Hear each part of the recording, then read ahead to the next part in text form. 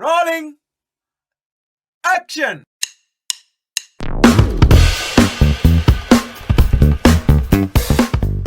اهلا وسهلا بكم. اتمنى تكونوا مستمتعين بحلقات كتابة القصة السينمائية والبناء الرأسي للمعالجة.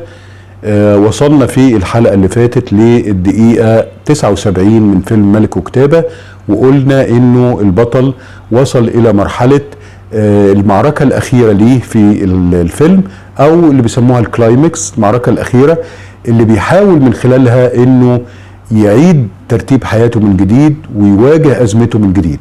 المعركة الأخيرة في حياة الدكتور محمود عبد السلام بطل ملك وكتابة، اللي بيحاول من خلالها إنه يعيد ترتيب حياته ويواجه أزمته من جديد، بدأت في الدقيقة 79 من زمن الفيلم لما هند صبري جت وبتقول له أنا جايبه لك دور جديد. تعالوا نشوف ونرجع نعلق تاني. ماستر سين محمود حميدة عامله بشكل هايل ورائع جدا، وفي تمثيل وفي امكانيات وشغل عالي قوي. المشاهد اللي احنا شفناها دي هي بتعبر عن مرحلة الكلايمكس او المعركة الاخيرة في حياة البطل، اللي بادئة من الدقيقة 79 بعد ما وصل لقناعة ان هو خلاص انهزم هزيمة تامة وفشل في انه يواجه ازمته او يغير حياته.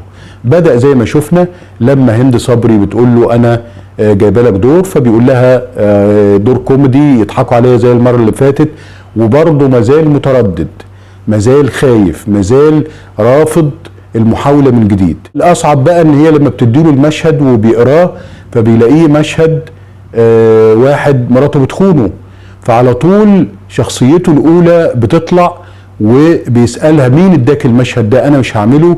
وبنحس من خلال أداء البطل إن هو تصور إنه المشهد ده مبعوت له علشان يسخروا منه، إن هم عارفين إن مراته خانته وبعتين له مشهد بيمثل فيه دور راجل مراته بتخونه علشان يتريقوا عليه ويجرحوه.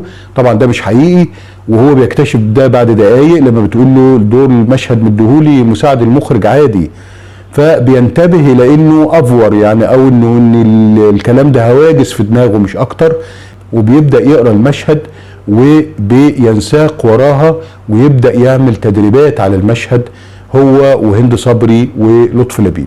زي ما انتوا شفتوا بيعمل تدريبات على المشهد كتير، وبيحاول وبيتعلم وبيعيد علشان يروح جاهز. خلال مشاهد التدريب دي بنلاحظ ان البطل نفسه ينجح، مصر على النجاح، علشان كده بيحاول مرة واثنين وثلاثة، بيحاول يتدرب، بيحاول يتعلم، بيحاول يشوف الغلط اللي عنده ايه ويعيده. بدأ يسلم نفسه لهند من غير تكبر وغرور ونرجسية أستاذ الجامعة، ان هي تبقى بتوجهه وتقول له لا قول كذا وما تقولش كذا وانت أدائك كذا وتعامل ببساطة زي ما انتوا شفتوا. فهنا الشخصية بترجع تلين تاني وتبدأ تحلى في عينيها المحاولة الجديدة، انه طب ليه ما حاولش، يمكن انجح. بنتنقل بعد كده للمشهد اللي هيصوره محمود حميدة مع المخرج خير بشارة في اللوكيشن. بنشوف مساعد المخرج وهو قاعد يقول يا رب استرها، لانه خايف ان محمود حميدة يعمل زي ما عمل قبل كده في الدور اللي فات ويورطه مع المخرج وهو اللي جايبه. فبيبدأ برضه محمود حميدة يأدي المشهد، فبرضه بيتكعبل ويتلعثم في الاول وما بينطقش، بيقف قدام الكاميرا مش قادر يتكلم. هنا هو جواه بيقاوم خوفه من الكاميرا، بيقاوم خوفه من التمثيل، بس لسه ما قدرش ينجح بشكل تام. عشان كده بنشوف المخرج خير بشارة وهو بيشخط فيه بيقول له انت مش حافظ ولا ايه؟ فبيقول له معلش، بيعتذر له وبيقول له هنعيد تاني. هنا بقى اللقطة العبقرية جدا اللي عاملاها المخرجة كاملة ابو ذكر في فيلم ملك وكتابة. ايه اللي حصل فيها؟ محمود حميدة وهم بيستعدوا للتصوير بيدخل فلاش باك وبيستعيد مشهد خيانة زوجته مع عشائها في الحمام، المشهد اللي كان منغص عليه حياته ومسيطر عليه، وكل ما يفتكر مراته او تخطر في باله يفتكر لها بس المشهد ده. المشهد ده هو استحضره وهو واقف قدام الكاميرا، غمض عينيه وبدأ يستحضر المشهد وكأنه بيشوفه من جديد، وبعدين فتح عينيه وبدأ يتعامل مع الممثل اللي قدامه.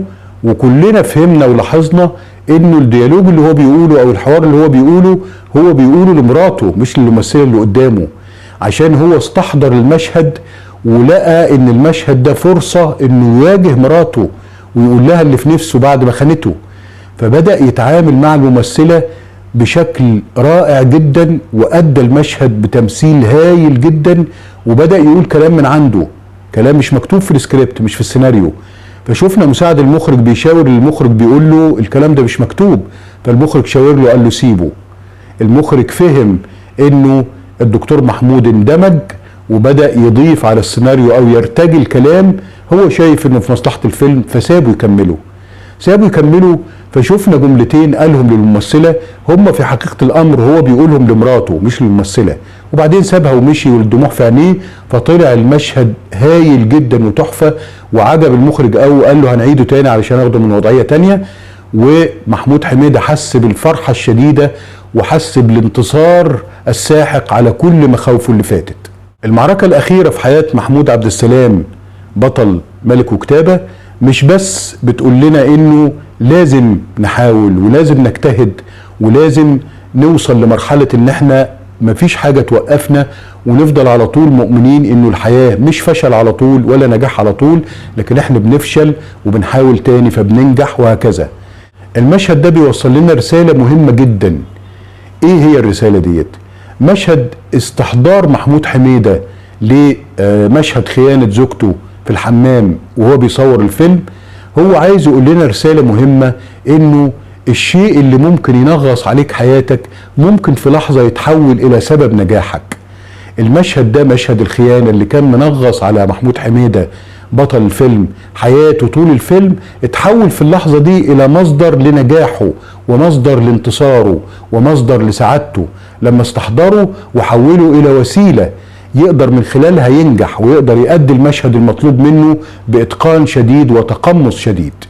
استمرت الكلايمكس او المعركة الاخيرة في حياة بطل فيلم ملك وكتابة لغاية الدقيقة تقريبا 85 لما نجح في تصوير المشهد، والمخرج اعجب بيه جدا وحس بالسعادة والنشوة ان هو قدر اخيرا ينتصر على خوفه من التمثيل. في الدقيقة 85 من الفيلم قبل نهايته ب5 أو 6 دقايق بتبدأ المرحلة الأخيرة أو المحطة الأخيرة في بناء القصة السينمائية اللي هي رياليزيشن أو نقطة التنوير.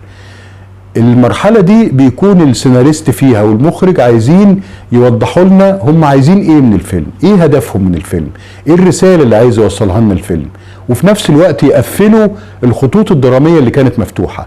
ففي ال5 دقايق دول، 5 دقايق الأخيرة في فيلم ملك وكتابة اللي هي مرحلة رياليزيشن أو نقطة التنوير، بنشوف محمود حميدة وهو بيعمل ايه.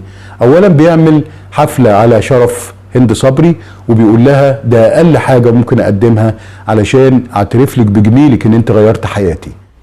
بيعمل ايه؟ في الحفلة بيجي لها حبيبها اللي هو خالد أبو النجا، وهو بيسيبهم ويقف بعيد وبنسمع صوته فويس اوفر كأنه بيكلم نفسه وبيقول ان انا رغم ان انا حبيتها بس لمصلحتها لازم اسيبها لواحد من سنها يعرف يسعدها ويغير حياتها زي ما هي غيرت حياتي. دي رسالة الفيلم، ان انت تقدم الحب للناس وما تبقاش اناني وتتعامل مع الحياة ببساطة، وتقدر تقدم للناس اللي بيحبوك وقدموا لك الخير تقدم لهم نفس الخير ده وتساعدهم وتغير حياتهم. شفناه هو في مشهد في الجامعة بيهزر مع الطلبة وعامل لهم محاضرة مفتوحة علشان كل اللي عنده حاجة عايز يسأل عنها يسأل عنها بدون تردد وهو يجاوبهم، والطلبة بدأوا يلينوا علاقتهم بيه وبدأوا يهزروا معاه ويقفوا ويضحكوا، لدرجة ان زميله استاذ جامعي معدى على المدرج بتاعه فاستغرب ان المدرج بتاعه الناس كلها فيه بتضحك، فبص من الباب علشان يشوف ايه اللي بيحصل جوه ده، فلقى الناس بتضحك، فشفنا على وشه علامات الاستغراب والدهشة انه ده غريب انه يبقى فيه ضحك في محاضرة محمود عبد السلام. هو ده جزء من رسالة الفيلم، انه البطل هنا شخصيته اتطورت واصبح شخص منفتح على الحياة رغم الازمة العنيفة اللي هو تعرض ليها، اللي هي ممكن اي راجل يتكسر بسببها، وهي ازمة خيانة الزوجة وانه يشوفها في بيت الزوجية بتخونه مع حد تاني، ومع ذلك قدر ينتصر عليها وينفتح على الحياة ويعرف ناس جديدة. ومش بس كده، ده كمان البنت اللي هي حبها وارتبط بيها عاطفيا جه في اخر الفيلم وقرر ان هو يسيبها لواحد شاب من سنها يعرف يساعدها ويغير حياتها زي ما هي عملت معاه بيعمل معاه. رياليزيشن او نقطة التنوير هي المرحلة الأخيرة او المحطة الأخيرة في كتابة القصة السينمائية بشكل رأسي. خلصنا كده المعالجة. الحلقات اللي جاية هندخل على أساسيات كتابة المشهد السينمائي، ازاي نكتب مشهد، وبعده هندخل على التتابع الخاص بالفيلم اللي احنا بنعمله قبل المرحلة الأخيرة من كتابة السيناريو النهائي. بشكركم جدا على متابعتكم، اتمنى تكونوا مستفيدين بالفعل من الحلقات ديت، ومستني تعليقاتكم ورسائلكم واسئلتكم. شكرا والى اللقاء.